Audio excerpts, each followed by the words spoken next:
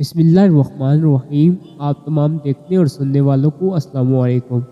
آج کی ویڈیو میں نبی کریم صلی اللہ علیہ وآلہ وسلم کی بتائی گئی احادیث مبارکہ کے مطابق ان جانوروں کا ذکر کروں گا جنہیں اللہ کے رسول نے سختی سے مارنے کا حکم ارشاد فرمایا۔ حضرت ابو ہریرہ رضی اللہ تعالیٰ عنہ سے روایت ہے کہ نبی پاک صلی اللہ علیہ وآلہ وسلم نے ارشاد فرمایا، سانپ اور بچھو کو قتل کر دو، چاہے تم نماز کی حالت میں بھی کیوں نہ ہو۔ نماز کی حالت میں سانپ اور بچھو کو مارنے کا حکم اس لیے دیا گیا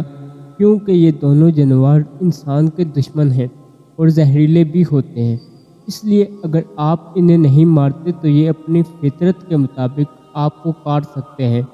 اور ان کا زہر انسان کی جان بھی لے سکتا ہے۔ حضرت عبداللہ بن عباس رضی اللہ تعالیٰ عنہ سے روایت ہے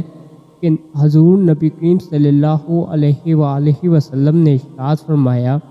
کہ چھپکلی کو مار ڈالو، خواہ وہ کعبہ کے اندر ہی کیوں نہ ہو۔ کعبۃ اللہ حرم ہے، یعنی جس جگہ خون بہانا یا کسی کو مارنا حرام ہے، مگر رسول اللہ صلی اللہ علیہ وآلہ وسلم نے چھپکلی کو حرم کعبہ کے اندر بھی مارنے کا حکم ارشاد فرمایا، اس لیے چھپکلی کو ہر صورت میں مار دینا چاہیے۔ حضرت عبداللہ بن عباس رضی اللہ تعالیٰ عنہ سے روایت ہے کہ رسول اللہ صلی اللہ علیہ وآلہ وسلم نے ارشاد فرمایا، کوا، سانپ، بچھو، چوہا اور پاگل کتا، یہ 5 جانور فاسق ہیں، ان کو احرام کی حالت میں بھی مار ڈالو۔ شریعت میں احرام باندھے ہوئے کسی چیز کو مارنے سے منع فرمایا گیا ہے، یہاں تک کہ مچھر مارنے، بال اور ناخن کٹوانے کی بھی اجازت نہیں ہے، لیکن ان 5 جانوروں کو احرام کی حالت میں بھی مار دینے کا حکم ہے۔ ایک دوسری حدیث مبارکہ میں اماں عائشہ صدیقہ رضی اللہ تعالیٰ عنہ فرماتی ہیں کہ رسول اللہ صلی اللہ علیہ وآلہ وسلم نے ارشاد فرمایا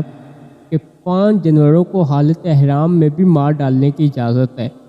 سانپ، چوہا، چیل، سیاہ یا سفید کوا اور برایا ہوا کتا۔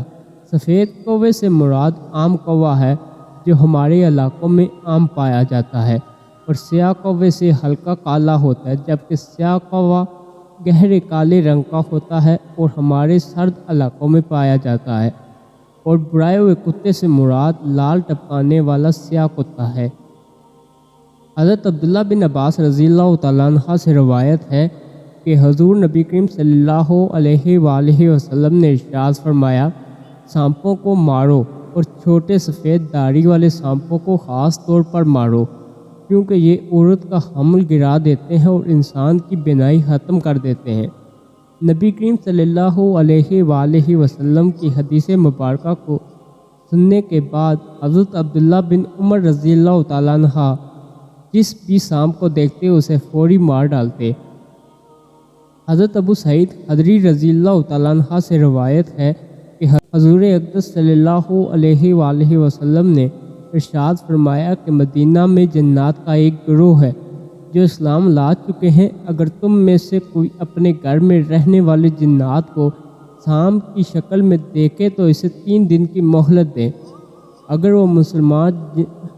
وہ مسلمان جنات میں سے ہوگا تو گھر کو چھوڑ دے گا، لیکن وہ سانپ 3 دن گزر جانے کے بعد بھی وہیں موجود رہے تو اسے مار ڈالو،